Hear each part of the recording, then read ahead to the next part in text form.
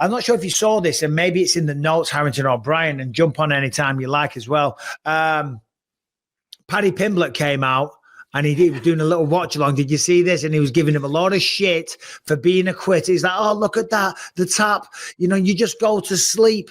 The tap did come relatively quickly. But Paddy talking a bit of smack, giving shit. What did you think? I love it, man. I mean, hey, they're in the same division. They've already spoken with each other and had some back and forth. Paddy's just putting little feelers out there, right? These are all future potential opponents in top 10 areas that he wants to be at. So I like it. Also, speaking of Paddy, did we see the gym war, the gym beef that Paddy went to a rival gym? Yeah. I don't know if we want to get into that later, but no, please, now that we're talking about Paddy, dude, I love that. Paddy's one of those guys that where he's in our faces a lot, right? Because he's a popular guy, because he's a funny kid. And he's a UFC fighter. You're going to see a lot of them. And sometimes that can make you get a little over a guy, right? But then I see that somebody's got beef with you and you just stroll in and take him on with no benefit other than just squashing this beef and being the tougher guy. I dig it, man. He went in there.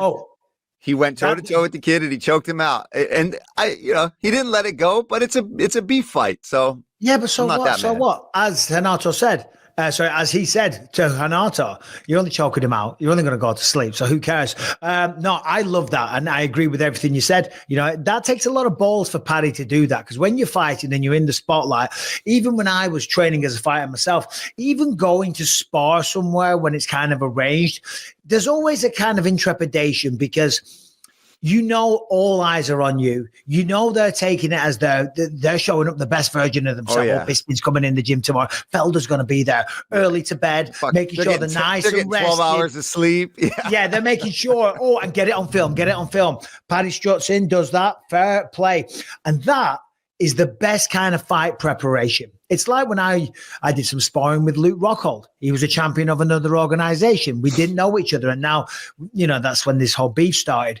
But it's sparring sessions like that. That's where you feel, the butterflies in the stomach. Oh, yeah. You feel the pressure. You're like, oh, shit, how good am I really against this other guy? Because anytime you're training for a fight and you spar somebody new, you're always self kind of measuring yourself. It's like, if this guy's a like when I was training with Rampage, I'm like, Rampage is a world champion. I'm doing pretty good. That means I must be good. We're always looking for that kind of validation. Yeah. Do you know what I mean? But he went in there to someone else's gym, Manchester top team, put it all on the line because it could have gone wrong. He could have made a fool out of himself. But in terms of fight prep, the feelings, the pressure, the anxiety, and someone else that's got a lot to prove, valuable.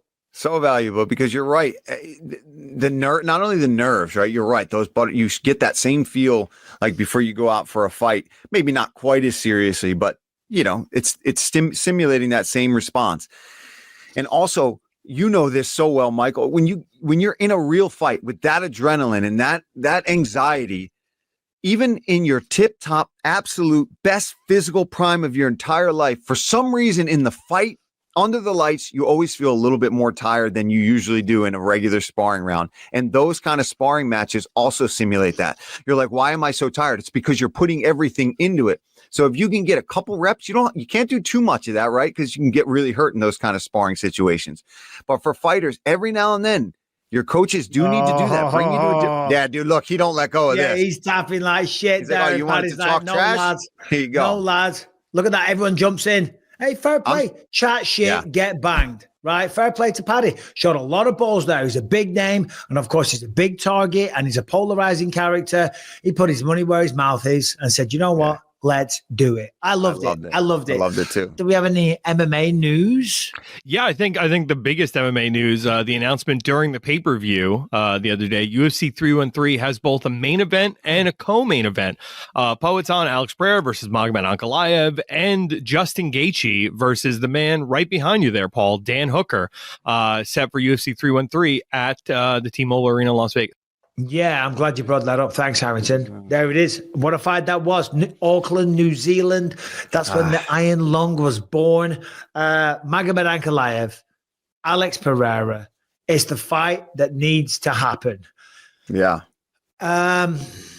Because I think Alex was kind of messing around, saying that he was going to be fighting somebody else. It's not going to be Magomed. I think he was just trolling him and just pissing him off and winding him up and setting the internet ablaze. That's the fight that needs to happen. I think that's the toughest fight in the division for him. No offense to Yuri, Jamal, or Khalil, not the biggest 205ers. Magomed's a big old boy. He can strike. He's got power. He can wrestle as well, but that's not his first skill set, so to speak. But this will be the one. If there's any doubters out there, of Alex Pereira saying, well, he's not taking on the toughest competition, this fight will silence that. Yeah, and I think it's great that he got to win a lot of other fights to build up to it, right? You like to see champions get to kind of be in their champion status for a while, and he's a guy that brings the action and done a lot for the company, stepping in and taking on these big fights. So, but now it's time. Like he's not hiding away from it. He's ready for it. Like you said, he might have been messing with him a little bit just to piss him off. But dude, he recently was in the Pocono Mountains here in Pennsylvania. Some clips of him in the woods, like hitting pads with a coach in the Poconos. That's like the mountain ski snowboard town. Oh yeah. That we would drive to from Philadelphia to go on vacation in the mountains and stuff. He was in the Poconos, I saw recently. I was like, what the hell is Poatan doing in the Poconos? Well, I got to find out why the hell he was. There's some jokes there, some Indian jokes there. Pocahontas.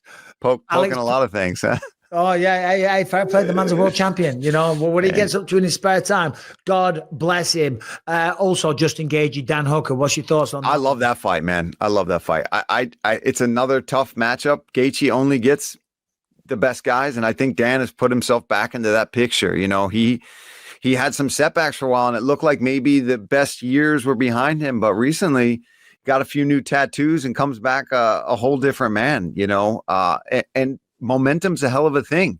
And I think it's truly on the side of Dan Hooker going into this one. I love Justin Gaethje, but and he knows it. He's the first to admit that his career can't be as long as some others because of the way he fights, but that's a banger. All right, this episode is sponsored by Shopify, and Shopify are here to make it extremely easy for you if you're thinking about starting a business. If you're an entrepreneur, you want to take things to the next level, you want to get online, you want to have an e-commerce site, you want to sell to the worldwide audience, get your store up and running easily with thousands of customizable templates, no coding or design skills required. All you need to do is drag and drop. Their powerful social media tools let you connect all your channels and create shoppable posts and help you sell everywhere where people scroll. Shopify makes it easy to manage your growing business. They help with the details like shipping, taxes, and payments from one single dashboard, allowing you to focus on the important stuff, growing your business. Sign up right now to Shopify